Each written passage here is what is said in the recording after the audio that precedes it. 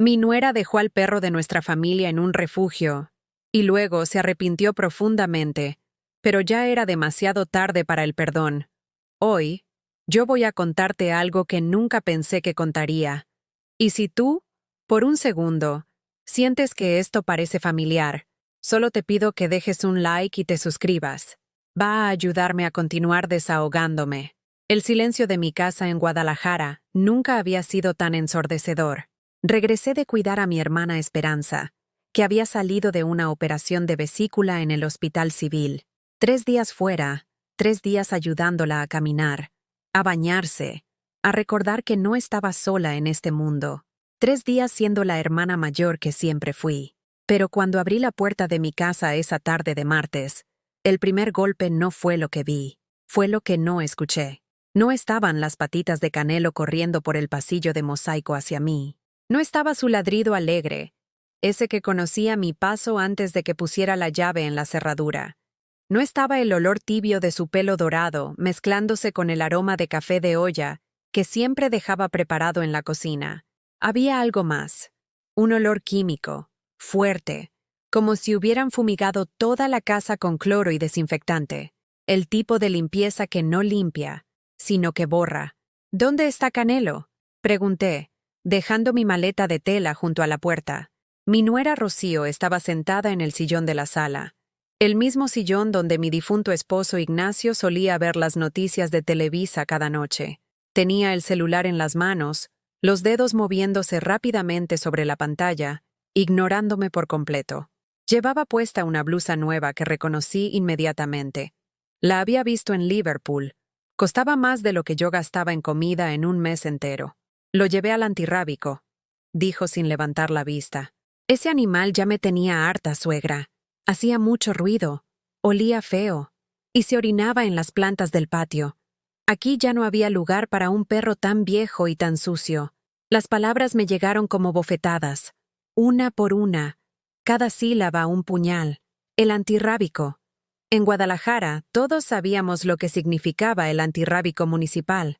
Los perros que entraban ahí, muy pocos salían. ¿Qué fue lo que hiciste?, susurré, sintiendo como si me hubieran arrancado el aire de los pulmones. Por primera vez, Rocío levantó la vista. Sus ojos tenían esa frialdad que había aprendido a reconocer en los últimos meses, pero que nunca había dirigido tan directamente hacia mí. Hice lo que se tenía que hacer, doña Elvira. Usted ya no está para cuidar mascotas.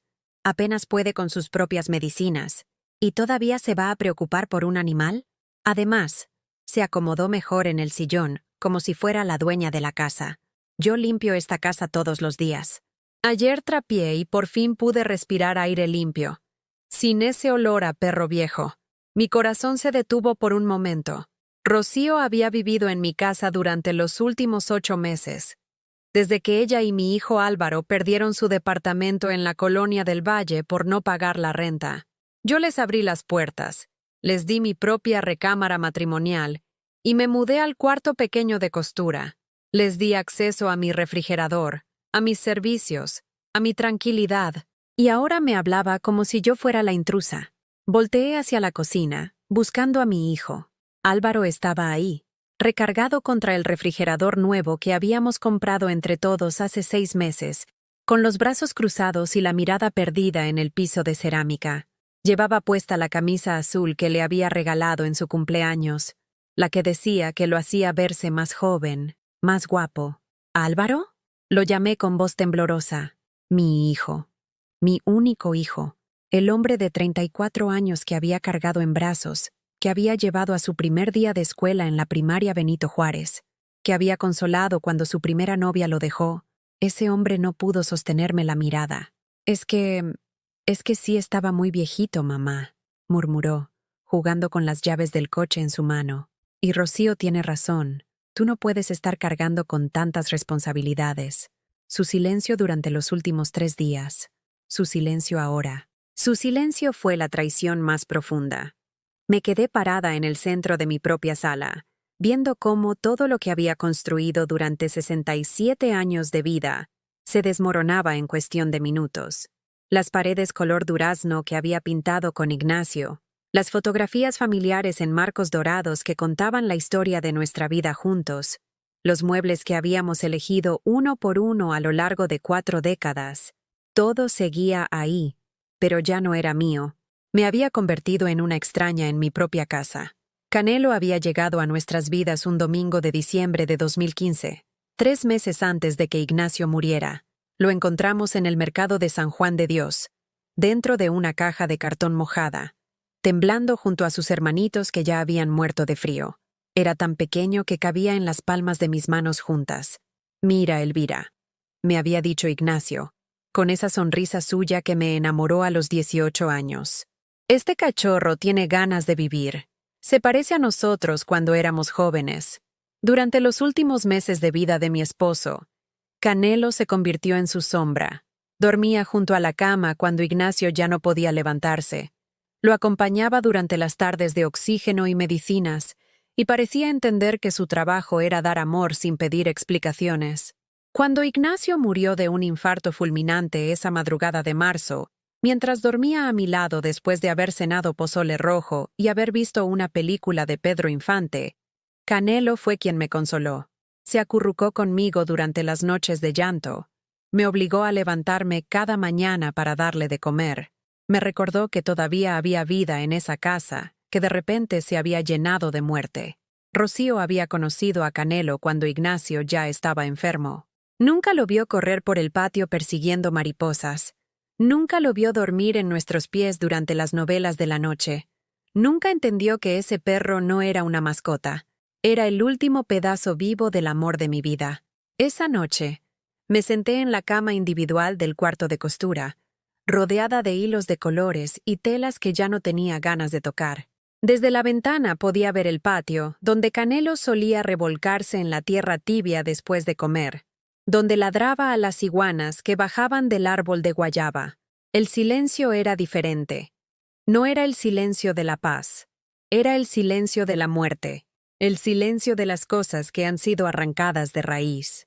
Me quedé despierta toda la noche, sintiendo por primera vez en 8 meses que mi propia casa me era ajena, que las voces que venían del cuarto grande, mi cuarto, donde ahora dormían ellos, sonaban como las de extraños que habían invadido mi hogar y estaban decidiendo qué más podían llevarse. Y en algún momento, cerca del amanecer, cuando escuché a Rocío riéndose por una llamada telefónica mientras yo lloraba en silencio, entendí algo que me heló la sangre. Ellos no habían perdido su casa. Ellos habían ganado la mía. Y Canelo, mi pobre Canelo, había sido solo la primera víctima. Al día siguiente desperté con el cuerpo adolorido, como si hubiera cargado bultos de cemento toda la noche. Me quedé en la cama viendo el techo, recordando todas las veces que había dicho sí, cuando debería haber dicho no. Cuando Álvaro perdió su trabajo en la maquiladora hace 2 años, fui yo quien le pagó la renta de su departamento durante 6 meses. 500 pesos semanales que saqué de mi pensión de viuda, la misma pensión que apenas me alcanzaba para mis medicinas de la presión y la diabetes. Solo hasta que me recupere, ma, me había dicho, sentado en la misma silla de la cocina, donde ahora desayunaba cada mañana como si fuera el dueño. Te prometo que te voy a pagar hasta el último peso. Nunca me pagó. Ni un peso. Ni siquiera me lo volvió a mencionar. Cuando Rocío quedó embarazada de mi nieta Sofía, fui yo quien compré la cuna, el cochecito, la ropita de bebé, miles de pesos que gasté caminando por el mercado de abastos, escogiendo las telas más suaves, los colores más bonitos. Me acuerdo de esa tarde de agosto, cargando bolsas bajo el sol aplastante de Guadalajara, sudando la gota gorda, pero feliz de ser la abuela que podía consentir a su primera nieta. «Ay, suegra, qué linda está usted», me había dicho Rocío cuando llegué con los paquetes. «De verdad que no sé cómo le vamos a pagar todo esto». Tampoco me pagaron. La cuna la vendieron el año pasado cuando necesitaron dinero para unas vacaciones en Puerto Vallarta. Las vacaciones a las que yo no fui invitada. Me levanté de la cama sintiendo ese peso conocido en el pecho, esa sensación de estar cargando una mochila llena de piedras que nunca podía quitarme. Caminé hacia la cocina descalza, sintiendo el frío del piso de mosaico bajo mis pies hinchados. Rocío ya estaba ahí, sirviendo café en la cafetera italiana que le había regalado a Ignacio para nuestro aniversario número 35. Llevaba puesta mi bata de baño rosada, la de toalla suave que había comprado en el centro, y tenía el pelo recogido con la diadema que me trajo mi hermana Esperanza de su viaje a Oaxaca. «Buenos días, suegra», me dijo sin voltear. Se acabó la leche. Y también el azúcar. Y creo que ya no hay bolillo para el desayuno. No era una observación. Era una orden disfrazada. «Voy al Soriana más tarde», murmuré, sintiendo cómo las palabras me salían automáticas, como un reflejo condicionado después de meses de entrenamiento. «Ah, y necesito que me preste para el tinte del pelo. Tengo una entrevista de trabajo el viernes y no puedo ir con estas canas tan horribles. 500 pesos. Otro préstamo que sabía que nunca vería de vuelta. Me serví agua caliente en una taza desportillada, la única que quedaba limpia en la alacena. Rocío había usado todas mis tazas bonitas, las de porcelana con florecitas azules que coleccioné durante años, comprando una cada mes cuando me sobraba algo de la pensión, mientras removía el café soluble barato que ahora tomaba, porque el café de grano bueno que compraba antes se lo terminaban ellos en 2 días. Empecé a recordar todas las veces que había vaciado mi cartera por esta familia. La vez que Álvaro chocó el coche y necesitaba 5,000 pesos para el deducible del seguro. 5,000 pesos que saqué de mi ahorro para emergencias médicas, el dinero que tenía guardado por si algún día necesitaba una operación o si se me complicaba la diabetes. «Es una emergencia, mamá. Si no arreglo el coche, no puedo trabajar. Y si no trabajo, ¿cómo te voy a ayudar?». Pero no me ayudaba. Al contrario, cada mes que pasaba, yo terminaba pagando más cosas. Su celular, su gasolina, sus comidas cuando salía con los amigos. La vez que Rocío quería estudiar un curso de computación que costaba 8,000 pesos. Imagínese, suegra, si aprendo computación puedo conseguir un trabajo mejor. Y así todos vamos a estar mejor económicamente. Vendí mi anillo de compromiso. El anillo que Ignacio me había dado cuando tenía 22 años, después de trabajar doble turno en la fábrica de textiles durante 6 meses para poder pagarlo. Un anillo sencillo, de oro blanco con un diamantito pequeño que brillaba como una estrellita cada vez que movía la mano. «Solo por 6 meses, ma. Cuando termine el curso y consiga trabajo, te compro otro anillo más bonito». Rocío nunca terminó el curso. Lo dejó a las 3 semanas porque le daba flojera levantarse temprano. Mi anillo nunca regresó. Pero lo peor no eran los préstamos ni las cosas vendidas. Lo peor eran los momentos. Mi cumpleaños número 66, el año pasado. Me desperté esperando un abrazo, una felicitación, tal vez un pastel sencillo del que vendían en la panadería de la esquina. Álvaro salió temprano a trabajar y regresó hasta las 11 de la noche. Rocío se quedó viendo la televisión todo el día, hablando por teléfono con sus amigas, riéndose de chistes que yo no entendía. «¿No se te olvida algo?», le pregunté a la hora de la comida, mientras calentaba frijoles refritos y tortillas para todos. «¿Qué cosa, suegra?». «Hoy es mi cumpleaños». Se quedó callada por un momento, masticando despacio. «Ay, sí. Feliz cumpleaños. ¿Qué edad cumple?». Como si no supiera. Como si durante todos estos meses no hubiera estado viviendo bajo mi techo, comiendo de mi comida, usando mis cosas. 66, le dije. «Está muy bien conservada para su edad», me respondió, y siguió comiendo. Esa noche lloré tanto que se me hincharon los ojos. Me quedé despierta recordando mis cumpleaños con Ignacio, cuando él me despertaba cantando las mañanitas, desafinado pero con tanto amor que me daba ganas de llorar de felicidad. Cuando me sorprendía con una rosa que cortaba del rosal del patio, o con una carta escrita en su letra chueca donde me decía que yo era la mujer más hermosa del mundo.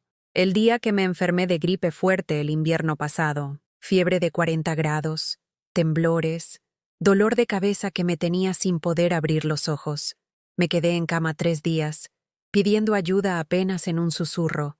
Rocío no me subió ni un vaso de agua. Álvaro pasaba por mi cuarto. Me veía acostada, y seguía de largo hacia la cocina. «¿No vas a ver cómo está tu mamá?», escuché que le preguntó Rocío el segundo día. «Está bien, es solo gripe, ya se le va a pasar». Tuve que levantarme yo sola. con 40 de fiebre y las piernas temblándome como gelatina, para ir a la farmacia a comprar mis medicinas.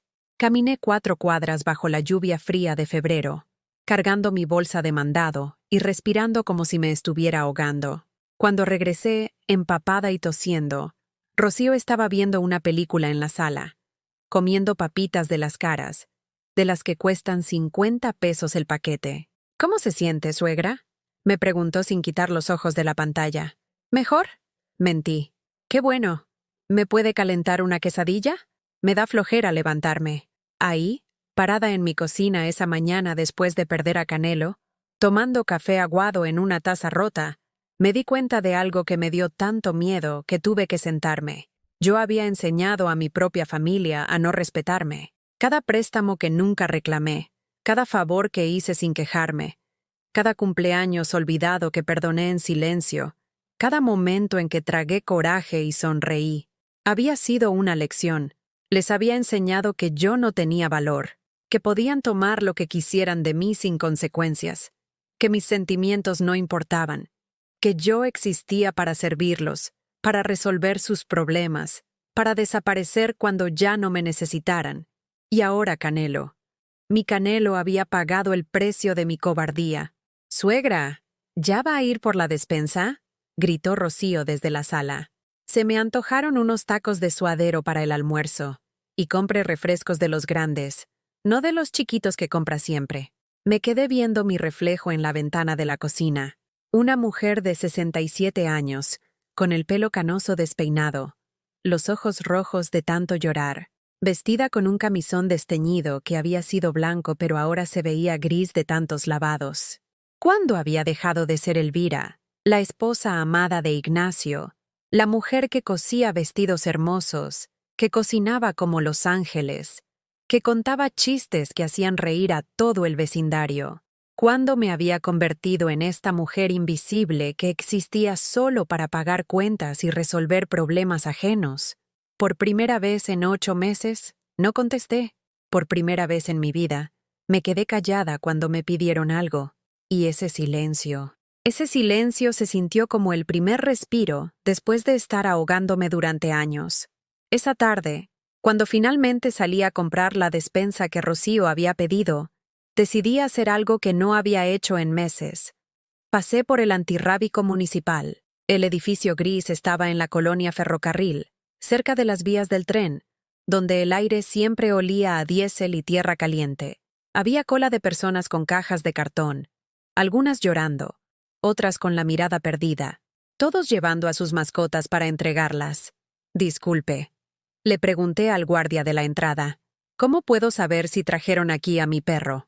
El hombre, moreno y con bigote cano, me miró con esos ojos cansados de alguien que había visto demasiada tristeza. «¿Hace cuánto lo trajeron, señora?». «Ayer por la mañana. Es un perro dorado, mediano, de 6 años. Se llama Canelo. Me pidió que esperara».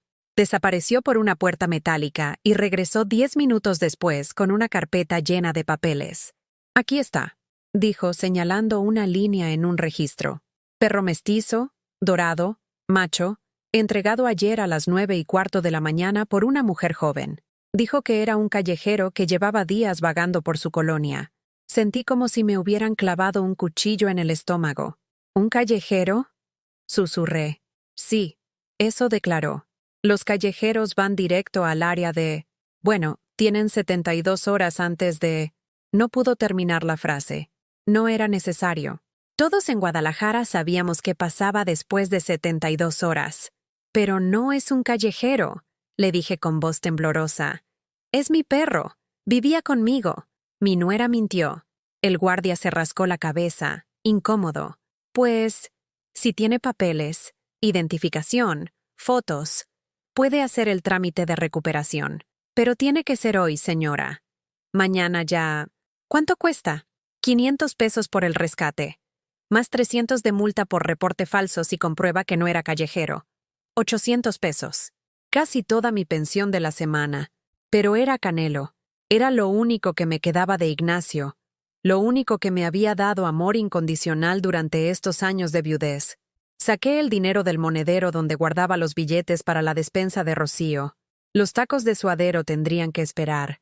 2 horas después, cuando firmé los papeles de liberación y escuché los ladridos desesperados que venían de las jaulas del fondo, supe que nunca iba a perdonar lo que habían hecho. Canelo salió corriendo hacia mí como si hubiera estado seguro de que yo iba a llegar. Se me echó encima, temblando, lamiendo mi cara, gimiendo de una manera que me partió el alma. Estaba sucio, asustado, pero vivo. Ya, mi niño. Le susurré abrazándolo fuerte. Ya estás conmigo. Nadie te va a volver a lastimar. Pero mientras caminábamos de regreso a casa, Canelo pegado a mis piernas como si tuviera miedo de que desapareciera, me di cuenta de algo terrible. Mi propia casa ya no era un lugar seguro para él, ni para mí. Cuando llegamos, Rocío estaba en la puerta de la cocina, con los brazos cruzados y una expresión de fastidio que no intentaba disimular. ¿En serio trajo de vuelta a ese perro, suegra? Es mi perro, le respondí, sorprendida de la firmeza en mi propia voz. Y esta es mi casa. Pero yo vivo aquí también, dijo alzando la voz. Yo tengo derechos. Y no voy a vivir con un animal sucio y maloliente. Entonces búscate otro lugar donde vivir. Las palabras salieron de mi boca antes de que pudiera detenerlas. Rocío se quedó con los ojos muy abiertos, como si le hubiera dado una cachetada. ¿Qué dijo? Lo que escuchaste. Álvaro apareció en ese momento, llegando de la calle con su uniforme de trabajo sudado y una bolsa de cervezas en la mano. ¿Qué está pasando aquí?, preguntó, viendo a Canelo pegado a mí y a Rocío con la cara roja de coraje. Tu mamá trajo de vuelta al perro, le dijo Rocío con voz chillona, y me está corriendo de la casa. Mi hijo me miró con esa expresión que había aprendido a odiar en los últimos meses. Esa mezcla de decepción y molestia, como si yo fuera una niña mal portada que necesitaba regaño. ¿Es cierto, mamá? Es cierto que Canelo es mi perro y que esta es mi casa, respondí. Y es cierto que si no les gusta pueden irse. Álvaro suspiró, ese suspiro largo que usaba cuando quería hacerme sentir culpable. Mamá, no seas así. Rocío tiene razón. El perro está muy viejo, huele mal, y tú ya no tienes edad para cuidarlo. Además, se acercó y bajó la voz. ¿De dónde sacaste los 800 pesos para sacarlo del antirrábico? De mi dinero. ¿Cuál dinero, mamá? Si siempre estás quejándote de que no te alcanza la pensión. Ahí estaba. La acusación disfrazada de preocupación. La manera de hacerme sentir como una mentirosa, como una mujer irresponsable que gastaba dinero que no tenía. Era el dinero de la despensa, admití. Rocío soltó una carcajada seca. ¿Ve? Prefiere gastar en un perro que en comida para la familia. Y luego dice que nosotros somos los mal agradecidos. Esa noche, mientras Canelo dormía a mis pies en el cuarto de costura, escuché voces que venían de la sala. Álvaro y Rocío hablando en voz baja, pero no tan baja como creían. Está loca, decía Rocío. Cada día está más loca. Ayer se quedó callada cuando le pedí que fuera a la tienda, como si fuera muda. Y hoy esto del perro. Ya no se puede razonar con ella. Es que se está haciendo vieja, respondió mi hijo. Las viejitas se ponen así, berrinchudas. Mi tía Esperanza también se puso insoportable antes de que la llevaran al asilo. ¿Insoportable? ¿Yo era insoportable por recuperar a mi perro? ¿Por defender lo que era mío? ¿Y si hablamos con un doctor?, siguió Rocío. Para que la revise. A lo mejor necesita pastillas para los nervios o algo así. No creo que sea necesario, dijo Álvaro. Solo hay que tener paciencia. Total, ¿cuántos años le quedan? 2, 3 máximo. Después de eso, la casa va a ser nuestra y vamos a poder hacer lo que queramos. Se me heló la sangre. Estaban esperando a que me muriera. Estaban esperando pacientemente, viviendo de mi dinero, usando mis cosas, tolerando mis berrinches, porque sabían que al final iban a heredar todo. Y mientras tanto, me trataban como a una estorbo que había que soportar hasta que la naturaleza resolviera el problema. Me levanté de la cama sin hacer ruido y caminé hacia la cocina. Canelo me siguió, pegándose a mis piernas como si entendiera que algo estaba mal. Abrí el cajón donde guardaba mis papeles importantes y saqué el testamento que había hecho 2 años después de la muerte de Ignacio. El documento que dejaba todo a Álvaro, porque era mi único hijo, porque pensé que eso era lo correcto. lo natural. Me quedé ahí parada, en mi cocina a oscuras, leyendo mi propia sentencia de muerte social. Por primera vez en mi vida, entendí que ser madre no significaba ser mártir, y que el amor que no es correspondido no es amor, es suicidio emocional. Canelo me miró con esos ojos dorados que brillaban en la penumbra, como si supiera que algo estaba a punto de cambiar. Mañana, le susurré, mañana vamos a empezar a vivir de verdad. A la mañana siguiente desperté con una claridad mental que no había sentido en años. Era como si alguien hubiera limpiado los cristales empañados de mi alma y por fin pudiera ver la realidad sin filtros. Lo primero que hice fue llamar al licenciado Hernández, el abogado que me había ayudado con los trámites cuando murió Ignacio. Su secretaria me dio cita para el viernes. Lo segundo fue ir al Banco Azteca, donde tenía mi cuenta de ahorros, y pedir un estado de cuenta de los últimos 6 meses. Lo que vi me confirmó lo que ya sospechaba. Había una serie de retiros que yo no recordaba haber autorizado. 500 pesos aquí, 1000 allá. Pequeñas cantidades que sumadas llegaban a más de 8,000 pesos. Disculpe, le pregunté a la cajera. ¿Estos retiros, los hice yo? La muchacha revisó la pantalla de su computadora. Algunos sí, señora Elvira, pero otros los hizo el señor Álvaro Morrison, que tiene autorización en su cuenta desde que enviudó.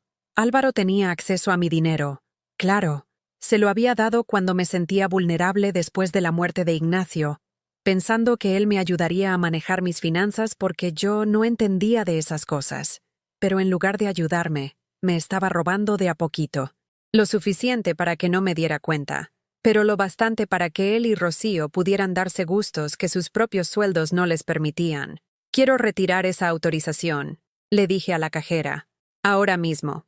Cuando llegué a casa con Canelo, que ya no se separaba ni un metro de mí, encontré a Rocío en mi cocina preparando chilaquiles con los ingredientes caros que yo había comprado la semana anterior. Crema de la buena, queso panela, salsa verde de la que vendían en el mercado gourmet del centro. «Ah, qué bueno que llegó, suegra», me dijo sin voltear. «Se me acabó la tortilla. ¿Puede ir a la tortillería?»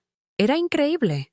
Después de todo lo que había pasado ayer, seguía hablándome como si fuera su sirvienta personal. «No», le contesté, dejando mi bolsa sobre la mesa. Rocío se quedó quieta, con la cuchara de madera en el aire. «¿Cómo que no? Lo que escuchaste. No voy a ir por tortillas». Se volteó hacia mí con esa cara de indignación que ponía cuando las cosas no salían como ella quería. «¿Y entonces qué vamos a desayunar? No puede ser que sea tan egoísta, suegra. Desayuna lo que quieras, pero búscate tus propias tortillas». En ese momento llegó Álvaro de bañarse, con el pelo mojado y oliendo a mi champú caro, el que yo compraba para ocasiones especiales. «¿Qué pasa ahora?», preguntó, viendo la tensión en el ambiente. «Su mamá no quiere ir por tortillas», le dijo Rocío con voz de niña caprichosa. «Y yo tengo que preparar el desayuno para todos». Mi hijo suspiró con esa cara de fastidio que había heredado de su padre, pero que en él se veía fea y manipuladora. «Mamá, por favor, son 5 minutos. La tortillería está aquí a la vuelta. Están ustedes dos. Vayan ustedes». «Pero es que Rocío está cocinando», insistió Álvaro.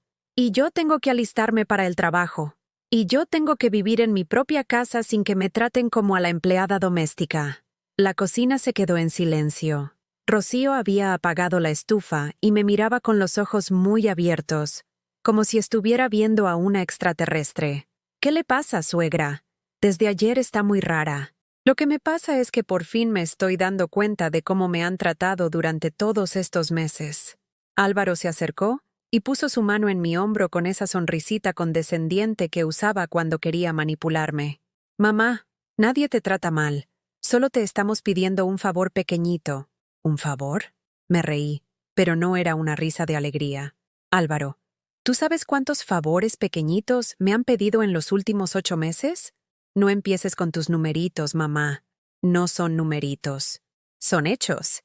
Y el hecho es que ustedes viven en mi casa, comen de mi comida, usan mis servicios, gastan mi dinero y me tratan como si fuera la que está de arrimada». Rocío soltó una risita nerviosa. «Ay, suegra, no exagere. Nosotros también contribuimos». «¿Contribuyen? ¿Con qué? Porque el recibo de la luz lo pago yo. El gas lo pago yo. El teléfono lo pago yo. La comida la compro yo. ¿En qué contribuyen exactamente? Se miraron entre ellos con esa complicidad de pareja que conoce todos los trucos para manejar a una persona. Bueno, pues Álvaro trabaja y trae dinero a la casa, dijo Rocío. ¿Cuál dinero? Porque a mí no me ha dado ni un peso en 8 meses. Es que el dinero de Álvaro es para sus gastos personales, explicó Rocío como si fuera lo más lógico del mundo. Para su ropa, su transporte, sus salidas con los amigos, esas son responsabilidades de hombre. Me quedé viendo a mi hijo, esperando que dijera algo, que me defendiera, que por lo menos reconociera lo injusto de la situación, pero Álvaro solo se encogió de hombros. Así funcionan las familias, mamá. Los hijos aportan como pueden, y las mamás, pues las mamás siempre han cuidado a sus hijos. ¿Hasta cuándo? ¿Cómo? ¿Hasta cuándo tienen que cuidar las mamás a sus hijos? Porque tú ya tienes 34 años, Álvaro. ¿Hasta cuándo voy a ser responsable de mantenerte? La pregunta los dejó mudos. Era obvio que nunca se les había ocurrido que yo podría cuestionarlos, que podría dejar de ser la madre abnegada que acepta todo sin chistar. Mamá, no seas así, murmuró Álvaro. Estás hablando como si fuéramos una carga. ¿No lo son? Las palabras salieron con una fuerza que me sorprendió a mí misma. Rocío se puso pálida. ¿Sabe qué, suegra? Ya me cansé de sus maltratos. Álvaro, dile a tu mamá que si no nos quiere aquí, podemos irnos cuando ella guste. Era un farol, un bluff. Sabían perfectamente que no tenían a dónde ir, que llevaban meses sin ahorrar un peso porque todo se lo gastaban en caprichos. No los estoy corriendo, les dije con voz calmada. Solo les estoy poniendo reglas. ¿Cuáles reglas? Preguntó Álvaro con desconfianza. Respiré profundo. Era el momento de la verdad. Primera regla. Van a pagar la mitad de todos los servicios. Luz, agua, gas, teléfono, internet. Segunda regla. Van a comprar su propia comida y sus propias cosas de aseo personal. Tercera regla. Van a respetar que esta es mi casa y que Canelo vive aquí. Rocío se echó a reír, pero era una risa histérica. ¿Está loca? ¿Cómo vamos a pagar la mitad de los servicios si apenas nos alcanza para nuestros gastos? Entonces tendrán que recortar sus gastos, o buscar trabajos mejor pagados, o las dos cosas. Pero somos familia, gritó Álvaro. Las familias se ayudan. Exacto, le respondí. Se ayudan. No una sola persona mantiene a todos los demás. Se quedaron viendo al piso, procesando lo que acababa de pasar. Era la primera vez en 8 meses que les ponía límites, que les exigía algo en lugar de solo dar y dar y dar. ¿Y si no aceptamos sus reglas? Preguntó Rocío con tono desafiante. Entonces tendrán 30 días para buscar otro lugar donde vivir. El silencio que siguió fue tan pesado que hasta Canelo se acurrucó contra mis piernas, como si sintiera la tensión. No puede hacernos eso, mamá, dijo Álvaro con voz temblorosa. Somos su familia. La familia que me trata bien, la familia que me respeta, la familia que me valora. Esa familia es bienvenida en mi casa. Pero los huéspedes malagradecidos que solo toman y nunca dan, esos no. Rocío salió de la cocina pisando fuerte, como una niña berrinchuda. Álvaro se quedó un momento más, mirándome como si fuera la primera vez que me veía. ¿En serio vas a hacer esto, mamá? Ya lo estoy haciendo. Pero yo soy tu hijo. Y yo soy tu madre, no tu sirvienta. Se fue detrás de Rocío, y yo me quedé sola en la cocina con Canelo. Me temblaban las manos, pero no de miedo, de emoción, de una sensación extraña que tardé varios minutos en reconocer. Era orgullo. Por primera vez en mi vida adulta, estaba orgullosa de mí misma. Esa tarde, mientras ellos dos se encerraron en el cuarto grande a hablar en voz baja y a hacer llamadas telefónicas desesperadas, yo me senté en el patio con Canelo a mi lado y tomé té de manzanilla en mi taza favorita, la de porcelana con flores azules. El sol de febrero en Guadalajara se sentía tibio en mi cara. Los pájaros cantaban en el árbol de guayaba. Canelo roncaba suavemente con la cabeza apoyada en mis pies. Y por primera vez en años, mi casa se sentía como un hogar. El viernes por la mañana me desperté 1 hora antes de lo normal, no porque tuviera que hacer algo urgente, sino porque por primera vez en meses había dormido profundamente, sin pesadillas, sin despertarme a medianoche, preocupándome por dinero, o sintiendo esa opresión en el pecho que me acompañaba desde que ellos llegaron a vivir conmigo. Canelo también se había levantado temprano. Lo saqué al patio trasero y lo vi correr entre las plantas como hacía antes, cuando Ignacio todavía vivía y las mañanas eran tranquilas. Parecía haber recuperado esa alegría que había perdido durante su día en el antirrábico. Desayuné sola en la cocina, con la radio prendida escuchando las rancheras de José Alfredo Jiménez que tanto me gustaban. Álvaro y Rocío no salieron de su cuarto. Podía escuchar sus voces nerviosas, sus discusiones en susurros, el sonido constante de sus celulares marcando números. A las 10 de la mañana salí rumbo al despacho del licenciado Hernández, en el centro de Guadalajara. Hacía años que no tomaba el camión sola, pero ese día me subí al autobús de la Ruta 60 como si fuera una aventura. Durante el trayecto, viendo las calles de mi ciudad pasar por la ventana, me di cuenta de algo que me llenó de una emoción extraña. Era la primera vez en 8 meses que salía de casa, sin tener que pedirle permiso a nadie, sin tener que explicar a dónde iba, sin tener que apurarme para regresar a hacer la comida o a resolver algún problema ajeno. El despacho del licenciado quedaba en un edificio viejo cerca de la catedral, con escaleras de mármol desgastado y un elevador que hacía ruidos antiguos, pero todavía funcionaba. Cuando entré a la oficina, don Roberto Hernández me recibió con la misma sonrisa amable de siempre. Doña Elvira, qué gusto verla. ¿Cómo ha estado desde la última vez? Aprendiendo, licenciado. Aprendiendo cosas que debería haber sabido hace años. Le expliqué todo. El dinero que desaparecía de mi cuenta. Los gastos que yo pagaba mientras ellos se daban lujos. La manera en que me trataban en mi propia casa. La conversación que había escuchado donde hablaban de esperar mi muerte para quedarse con todo. Don Roberto me escuchó sin interrumpir, tomando notas en un cuaderno amarillo que parecía haber visto muchas historias similares. ¿Qué es lo que quiere hacer, doña Elvira? Quiero cambiar mi testamento. Y quiero proteger mis bienes mientras esté viva. ¿Está segura? Una vez que hagamos estos cambios, no va a ser fácil echarse para atrás. Más segura que nunca en mi vida. Durante las siguientes 2 horas, el licenciado me explicó todas las opciones. Podía cambiar mi testamento para que la herencia no fuera automática para Álvaro. Podía crear un fideicomiso que protegiera mi casa y mis ahorros. Podía incluso vender la propiedad y usar el dinero para asegurar mi vejez en mejores condiciones. Pero lo más importante, me dijo, es que usted decida qué quiere hacer ahora, mientras está viva. Porque todos estos trámites legales sirven para después de que ya no esté, pero su felicidad es de ahora. Tenía razón. De nada serviría cambiar papeles si seguía viviendo como prisionera en mi propia casa. Quiero empezar por cambiar las cerraduras, le dije, para que tengan que tocar el timbre cuando quieran entrar. Esa es su casa, doña Elvira. Usted tiene todo el derecho. Salí del despacho con una carpeta llena de documentos nuevos y una claridad mental que me hacía sentir 10 años más joven. En lugar de tomar el camión directo a casa, decidí hacer algo que no había hecho en años. Caminar por el centro de Guadalajara como turista en mi propia ciudad. Pasé por la catedral y prendí una veladora por Ignacio.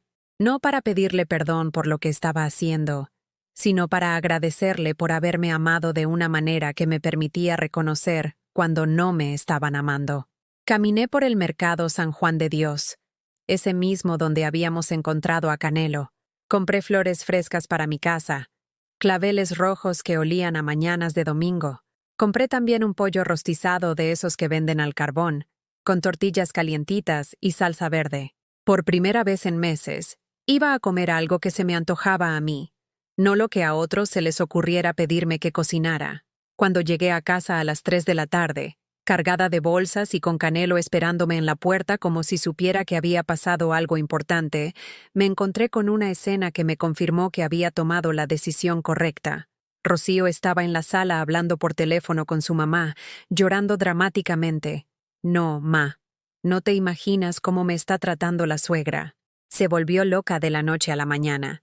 Nos está pidiendo dinero que no tenemos. Nos está amenazando con corrernos. Y todo por un perro mugroso que ni siquiera sirve para nada. Álvaro estaba en la cocina, revisando mis gabinetes y mi refrigerador, como si estuviera haciendo inventario de lo que había para comer. ¿Dónde andaba, mamá?, me preguntó con ese tono de reproche que usaba cuando quería hacerme sentir culpable. No dejó nada preparado para la comida. Anduve arreglando mis asuntos, le respondí, poniendo las bolsas sobre la mesa. Y no dejé comida preparada porque ya no voy a cocinar para ustedes. ¿Cómo que no va a cocinar para nosotros? Lo que escuchaste. A partir de hoy, cada quien se hace cargo de su propia comida. Rocío colgó el teléfono y se acercó a la cocina con los ojos rojos de tanto llorar. Suegra, por favor, no puede estar hablando en serio. Nosotros somos su familia. Mi familia me trata con respeto, le contesté, sacando el pollo rostizado de la bolsa. Ustedes me han tratado como sirvienta durante 8 meses. Pero es que usted es la mamá, gritó Álvaro. Las mamás cocinan para sus hijos. Las mamás cocinan para sus hijos pequeños que no saben valerse por sí mismos. Tú tienes 34 años, Álvaro. Ya es hora de que aprendas. Rocío se puso histérica. ¿Y entonces qué vamos a comer nosotros?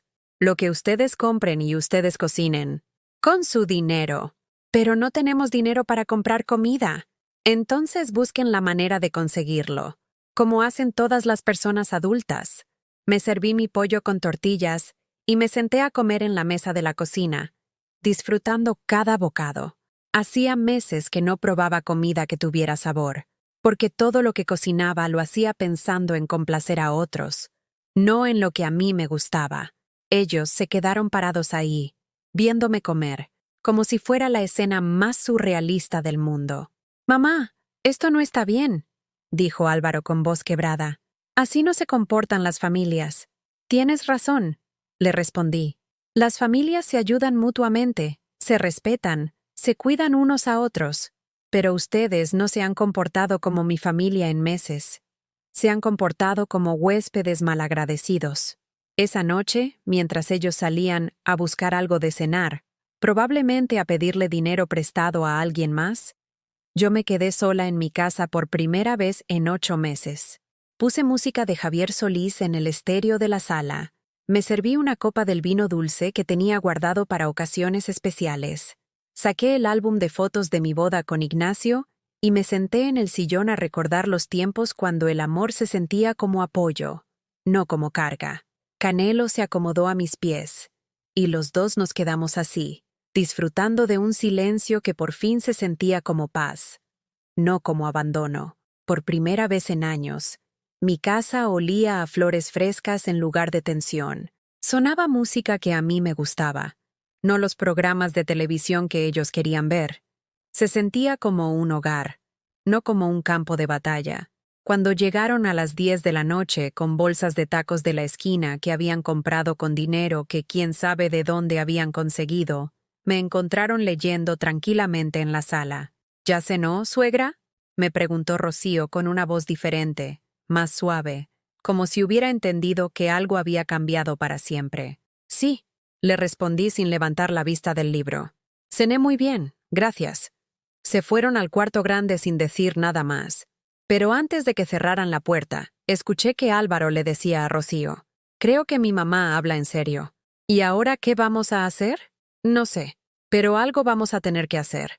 Me quedé despierta hasta muy tarde. No porque estuviera preocupada, sino porque hacía tanto tiempo que no me sentía tan tranquila que no quería que el día terminara. Había recuperado algo que no sabía que había perdido. El derecho a existir en mi propio espacio sin tener que justificarme, sin tener que servir a otros, sin tener que ser menos para que otros fueran más. Esa noche, por primera vez en 8 meses, dormí sin poner el despertador, porque finalmente había despertado yo. Los siguientes 3 días fueron una guerra silenciosa. Álvaro y Rocío intentaron todos los trucos que conocían para quebrar mi nueva determinación. Primero vino la manipulación emocional. Álvaro llegó el lunes por la noche con flores baratas del supermercado y esa sonrisa que había usado desde niño cuando quería que le perdonara alguna travesura. «Mamá, estas son para usted», me dijo, extendiendo el ramo de crisantemos marchitos, para pedirle disculpas por cómo nos hemos estado portando. ¿Disculpas por qué exactamente? Le pregunté sin tomar las flores. Se quedó callado, como si no supiera por dónde empezar. Pues, por todo, por no valorarla como se merece. ¿Y qué va a cambiar a partir de mañana? Pues, vamos a portarnos mejor. ¿Cómo? La pregunta lo dejó sin palabras. Era obvio que no había pensado más allá de las flores y las disculpas baratas. El martes intentaron el chantaje con mi nieta. Rocío llegó con Sofía, mi nietecita de 4 años, la única persona inocente en toda esta situación. Abuelita, me dijo la niña con su vocecita dulce. Mami dice que ya no me quieres. Se me partió el corazón. Rocío estaba usando a mi propia nieta como arma emocional. ¿Quién te dijo eso, mi amor? Le pregunté, arrodillándome para quedar a su altura. Mami, dice que estás enojada con nosotros y que ya no nos quieres ver. Miré a Rocío por encima de la cabeza de Sofía.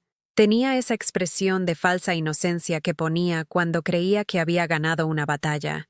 Sofía, mi vida, le dije a mi nieta, la abuelita te va a querer siempre, pero a veces los adultos tienen que arreglar sus problemas para que todos puedan estar mejor. ¿Entiendes?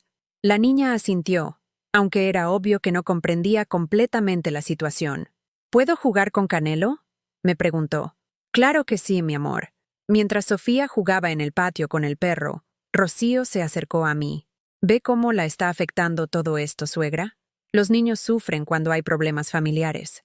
Tienes razón, le contesté. Por eso deberías dejar de usar a tu hija para manipularme. Se puso roja de coraje. Yo no estoy manipulando a nadie. Solo quiero que mi hija tenga una familia unida. Entonces, enséñale lo que es una familia de verdad. Una donde todos se respetan, todos contribuyen y todos se tratan con amor. El miércoles trajeron refuerzos. Llegó la hermana de Rocío, Carmen, una mujer de mi edad que me había caído bien cuando la conocí, pero que ahora venía claramente como embajadora de paz para convencerme de que estaba exagerando. Elvira, ¿cómo estás, comadre? Me dijo con esa familiaridad fingida que usan las personas cuando quieren algo. Bien, Carmen. Mejor que en meses. Ay, pero Rocío me contó que han tenido algunos problemitas por aquí. Y yo le dije, hija, las suegras y las nueras siempre tienen sus roces, pero al final somos familia, ¿no? Nos sentamos en la sala. Carmen aceptó el café que le ofrecí y empezó con su discurso preparado. Mira, Elvira, yo entiendo que a veces uno se siente, no sé, como que no lo valoran, pero hay que ver las cosas desde los dos lados. Rocío y Álvaro son jóvenes, tienen muchas presiones, muchos gastos. ¿Y yo no tengo gastos? La interrumpí. Bueno, sí, pero tú ya tienes tu casa pagada, tu pensión asegurada. Ellos están empezando su vida. Carmen, ellos tienen 34 años. No están empezando nada. Están viviendo de mi dinero porque les da flojera hacer el esfuerzo de mantenerse solos. La mujer se removió incómoda en su silla. Ay, comadre, no seas tan dura. La familia es para ayudarse. ¿Y cuándo me han ayudado ellos a mí? No supo qué responder. Esa misma tarde, después de que Carmen se fue con las manos vacías, ocurrió lo que yo sabía que tenía que pasar, la explosión final. Álvaro llegó del trabajo más temprano de lo normal, con esa cara de determinación que ponía cuando había tomado una decisión importante. Rocío lo estaba esperando en la sala, igual de tensa. Mamá, necesitamos hablar, me dijo con voz seria. Hablemos. Se sentaron frente a mí como si fuera un tribunal. Canelo, que había aprendido a leer las tensiones de la casa, se acurrucó a mis pies. Ya estuvimos pensando en todo lo que ha estado pasando, empezó Álvaro. Y creemos que usted necesita ayuda profesional. ¿Qué tipo de ayuda? Psicológica, intervino Rocío. Porque su comportamiento no es normal, suegra. Las mamás no tratan así a sus hijos. Las mamás no ponen condiciones para el amor. Me quedé callada, esperando a que siguieran cavando su propia tumba. Hablamos con un doctor, continuó Álvaro, y nos dijo que a veces, cuando las personas mayores viven solas, desarrollan como paranoias, como manías de persecución. ¿Manías de persecución? Sí, dijo Rocío, como que creen que todo el mundo está en su contra, que los están usando, que los están robando. pero en realidad es su mente que les está jugando trucos. Respiré profundo. Había llegado el momento de las cartas sobre la mesa. ¿Quieren hablar de robo?, dije, levantándome para ir por la carpeta que tenía preparada desde mi visita al banco. Hablemos de robo. Saqué los estados de cuenta y los puse sobre la mesa de centro. Estos son los retiros que se hicieron de mi cuenta en los últimos 6 meses. 8,400 pesos que no recuerdo haber sacado yo. Álvaro se puso pálido. Mamá, yo tenía autorización. ¿Autorización para qué? ¿Para robarme de a poquito? ¿Para gastar mi dinero en tus caprichos mientras yo comía frijoles para que alcanzara la quincena? No es robo si tenía autorización, gritó, perdiendo por fin la compostura. ¿Autorización para gastarte mi dinero sin preguntarme? ¿Autorización para vaciar mi cuenta mientras yo me preocupaba por no tener suficiente para mis medicinas? Rocío se metió en la discusión. Ese dinero lo está desperdiciando. Álvaro y yo somos jóvenes. Tenemos toda la vida por delante. Usted ya vivió lo que tenía que vivir. El silencio que siguió a esas palabras fue ensordecedor. ¿Ya viví lo que tenía que vivir?, repetí despacio. Sí, siguió gritando Rocío, ya completamente fuera de control. Ya tuvo su esposo, ya crió a su hijo, ya tuvo su tiempo. Ahora nos toca a nosotros. Pero usted se aferra a todo como si fuera a vivir para siempre. Rocío, cállate, le dijo Álvaro, dándose cuenta de que había dicho demasiado. No me voy a callar. Esta vieja egoísta nos está amargando la vida. Vivimos como arrimados en una casa que va a ser nuestra cuando ella se muera, pero mientras tanto nos tiene como sus esclavos. Me levanté lentamente de mi silla. Ya no estaba temblando de nervios. Estaba temblando de una furia fría que no conocía en mí misma. Fuera, dije con voz tranquila pero firme. ¿Qué?, preguntó Rocío. Fuera de mi casa. Los dos. Ahora. Mamá, no puede hacer eso, dijo Álvaro. Puedo, y lo estoy haciendo. Tienen 1 hora para empacar sus cosas y salir de mi casa. No se puede correr así a la familia, gritó Rocío. Me acerqué al mueble donde guardaba los documentos importantes y saqué 2 papeles, el testamento viejo y el nuevo que había firmado con el licenciado Hernández. Rocío, le dije, mostrándole ambos documentos.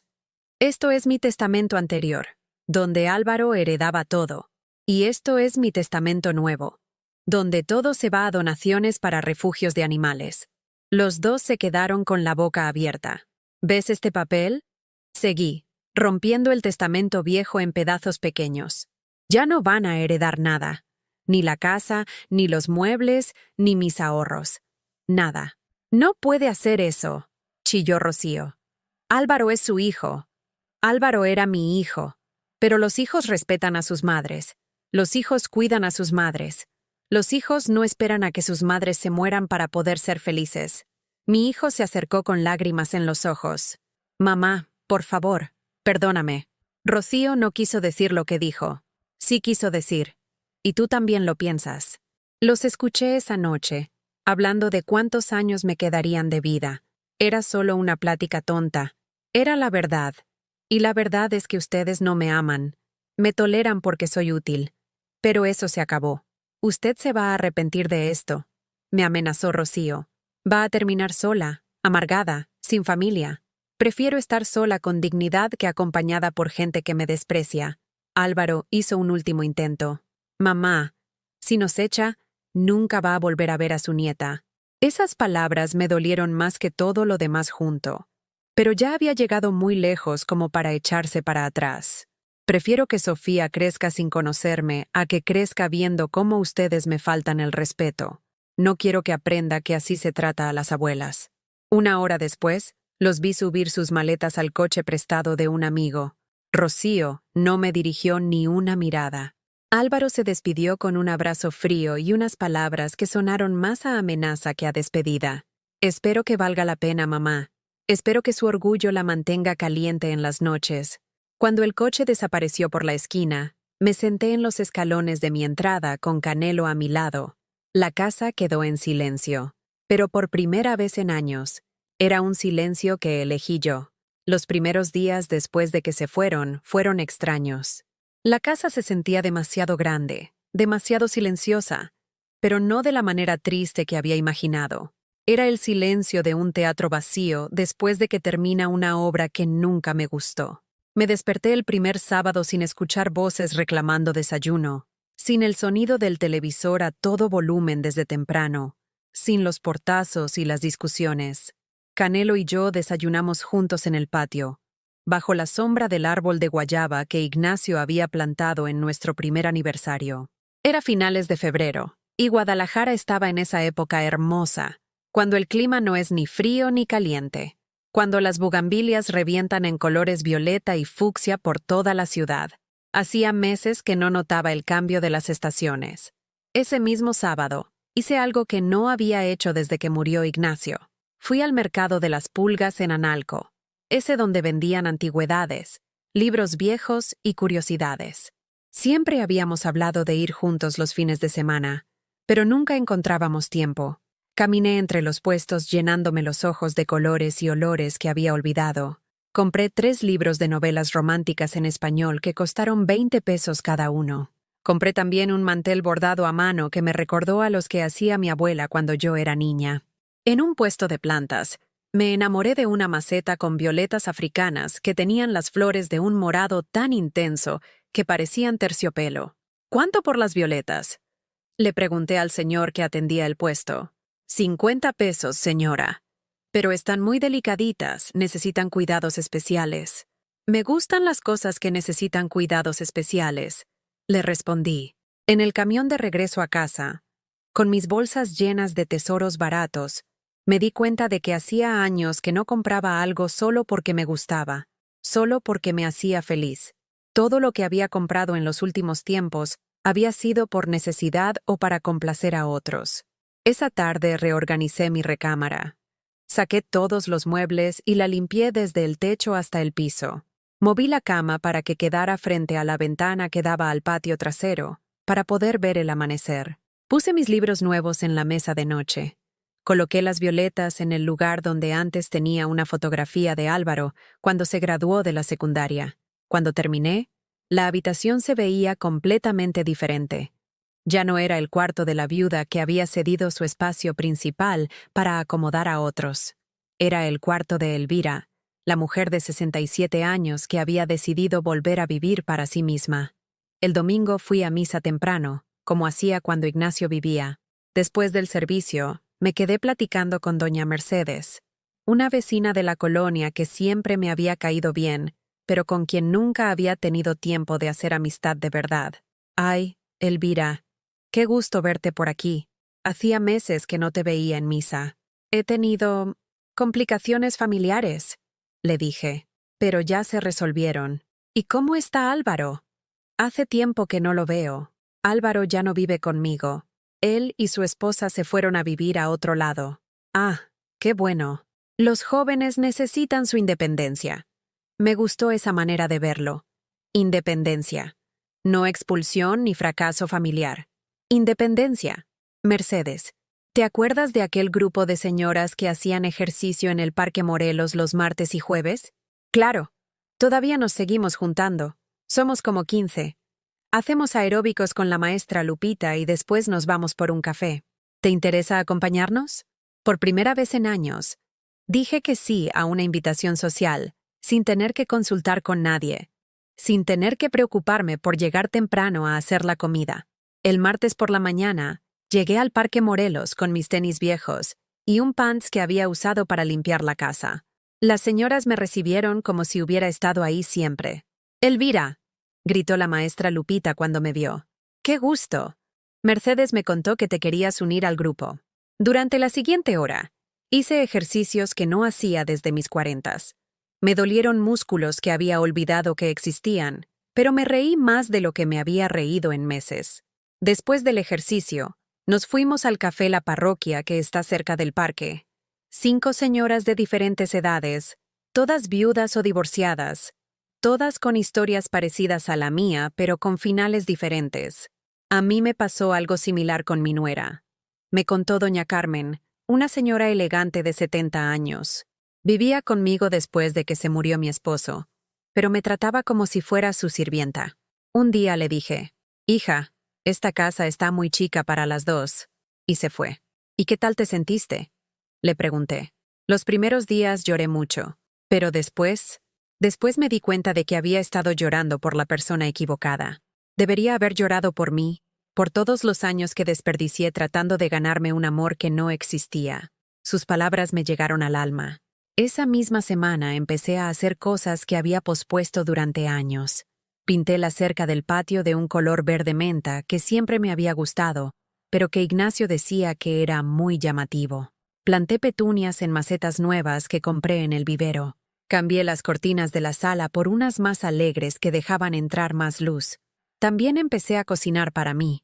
No las comidas grandes y pesadas que preparaba cuando tenía que alimentar a 3 personas, sino platillos sencillos que me gustaban. Ensaladas frescas con jitomates cherry, quesadillas de flor de calabaza, agua fresca de Jamaica. Redescubrí el placer de comer sin prisa, saboreando cada bocado, sin tener que escuchar quejas sobre la sazón o peticiones de cambiar el menú. Una tarde, mientras regaba mis plantas nuevas, llegó mi vecina de al lado, la señora Rosa, con quien siempre había tenido una relación cordial, pero distante. Ay, Elvira, qué bonito te está quedando el jardín. Se ve muy diferente. Gracias, Rosa. Estoy disfrutando mucho arreglarlo. ¿Y cómo estás? Mercedes me contó que Álvaro ya no vive contigo. Respiré profundo.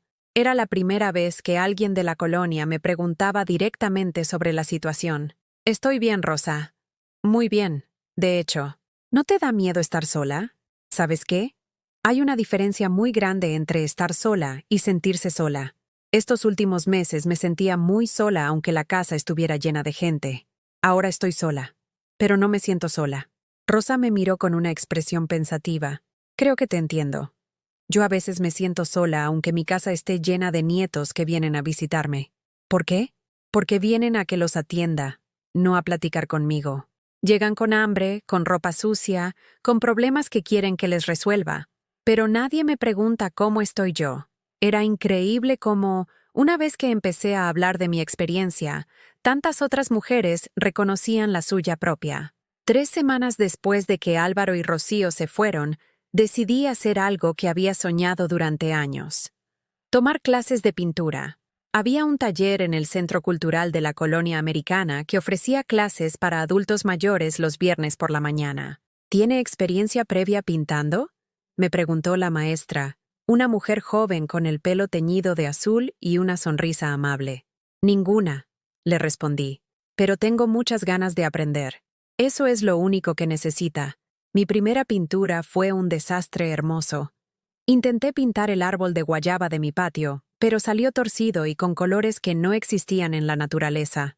Pero cuando terminé y me alejé para verla completa, sentí un orgullo que no había experimentado desde que era niña. ¿Sabe qué es lo que más me gusta de su pintura?, me dijo la maestra. ¿Qué? Que no se parece a ninguna otra. Es completamente suya. Completamente mía. ¿Cuándo había sido la última vez que había hecho algo que fuera completamente mío? Esa noche llamé al licenciado Hernández para preguntarle sobre algo que había estado pensando. Licenciado, ¿es posible cambiar mi testamento otra vez? Por supuesto, doña Elvira. ¿Qué tiene en mente? Quiero dejar una parte para los refugios de animales, como habíamos hablado. Pero también quiero crear un fondo para clases gratuitas de arte para señoras de la tercera edad. Me parece una idea hermosa. ¿Y sabe qué? También quiero dejar dinero para becas de independización para mujeres que necesiten salir de situaciones familiares difíciles. ¿Situaciones como la que usted vivió? Exactamente como la que yo viví. Esa noche, acostada en mi cama nueva posición frente a la ventana, viendo las estrellas que antes no podía ver desde donde dormía, me di cuenta de algo que me llenó de una paz profunda. Por primera vez en mi vida adulta, mis días me pertenecían completamente. Nadie me despertaba con exigencias. Nadie me obligaba a cocinar lo que no quería cocinar. Nadie me hacía sentir culpable por gastar mi propio dinero en cosas que me daban alegría. Canelo dormía a mis pies, roncando suavemente. Las violetas africanas brillaban bajo la luz de la luna en la mesa de noche. El aire que entraba por la ventana olía a las petunias que había plantado yo misma. Mi casa había vuelto a ser un hogar, pero esta vez era un hogar construido por mí y para mí. Y por primera vez en décadas, Eso me parecía no solo suficiente, sino perfecto. 6 meses después de que Álvaro y Rocío se fueron de mi casa, mi vida se había transformado de maneras que nunca imaginé posibles. Era un sábado de agosto, y estaba en mi cocina preparando agua fresca de Jamaica para las señoras del grupo de pintura que vendrían esa tarde a mi casa por primera vez. Habíamos decidido hacer una sesión especial, pintando en el patio, aprovechando la luz dorada de la tarde que se filtraba entre las hojas del árbol de guayaba. Canelo estaba echado en su lugar favorito, bajo la mesa de la cocina, observándome con esos ojos sabios que parecían entender que su vida también había cambiado para mejor. Había engordado un poco, recuperando la vitalidad que había perdido durante esos meses de tensión constante. Su pelo dorado brillaba de nuevo, y había vuelto a jugar en el patio como un perro joven. Mientras cortaba limones para el agua fresca, reflexioné sobre todo lo que había pasado desde aquella tarde terrible, cuando descubrí que habían entregado a Canelo al antirrábico. En estos 6 meses, había pintado 16 cuadros. Ninguno era una obra maestra, pero todos eran míos, completamente míos. Los tenía colgados por toda la casa. El árbol de guayaba torcido que había sido mi primera pintura, un atardecer en Guadalajara con colores imposibles, un retrato de Canelo que se parecía más a un león dorado que a un perro, la maestra de pintura, Sofía, que irónicamente tenía el mismo nombre de mi nieta. Me había dicho la semana anterior que tenía talento natural para capturar emociones en el lienzo. Doña Elvira, sus pinturas no siguen las reglas técnicas, pero transmiten algo que muchos artistas formales nunca logran. Alegría pura. Alegría pura. Hacía tanto tiempo que no asociaba esa palabra conmigo misma. También había vuelto a coser. En mi cuarto de costura, que ya no usaba como dormitorio, había instalado mi antigua máquina Singer y había empezado a hacer vestidos sencillos para mí. Nada complicado. Solo blusas frescas y faldas cómodas en telas de colores alegres que compraba en el mercado San Juan de Dios. Mis nuevas amigas del grupo de ejercicio siempre me felicitaban por mi ropa. ¿Dónde compraste esa blusa tan bonita, Elvira? La hice yo. ¿En serio? Te quedó hermosa. Era increíble cómo algo tan simple como vestirme con ropa que yo misma había elegido y confeccionado me hacía sentir diferente, más digna, más yo misma. Mis finanzas también habían mejorado dramáticamente. Sin tener que mantener a 2 adultos adicionales, mi pensión de viuda me alcanzaba perfectamente para vivir con dignidad e incluso darme algunos gustos. Había abierto una cuenta de ahorro separada donde guardaba dinero para emergencias médicas y para el viaje que estaba planeando. Sí, un viaje. Por primera vez en mi vida, iba a viajar sola por placer. Había decidido ir a Oaxaca en octubre, para el Día de los Muertos, a conocer los mercados de artesanías y a visitar los pueblos donde hacían los textiles más hermosos de México. Ya tenía apartado el dinero y había hecho la reservación en un hotel pequeño y limpio en el centro histórico. El timbre de la puerta me sacó de mis pensamientos. Eran las señoras que llegaban para nuestra sesión de pintura. ¡Elvira!, gritó doña Mercedes cuando abrí la puerta. ¡Qué hermoso se ve tu jardín! Era verdad. Mi patio se había convertido en un pequeño oasis. Las petunias que había plantado en febrero ahora eran arbustos llenos de flores en todos los colores imaginables. Había agregado una fuente pequeña que compramos entre todas las del grupo, y el sonido del agua creaba una atmósfera perfecta para pintar. Mientras las señoras instalaban sus caballetes y yo servía el agua fresca en mis mejores vasos, los de vidrio soplado que había comprado para mí, no para impresionar a otros, doña Carmen me hizo una pregunta que me tomó por sorpresa. Elvira, ¿has sabido algo de Álvaro? Había sido la primera vez en meses que alguien mencionaba a mi hijo directamente. Dejé el vaso que estaba sirviendo y pensé cuidadosamente mi respuesta. Hace 3 meses recibí una llamada de él. Dije finalmente. Quería hablar conmigo. Era cierto. Una tarde de mayo, mi teléfono había sonado y la voz de Álvaro del otro lado sonaba diferente, más suave, más humilde. «Mamá, ¿podemos platicar?», le había dicho que sí, pero que fuera él quien viniera a mi casa. Ya no era tiempo de que yo fuera corriendo a resolver problemas ajenos.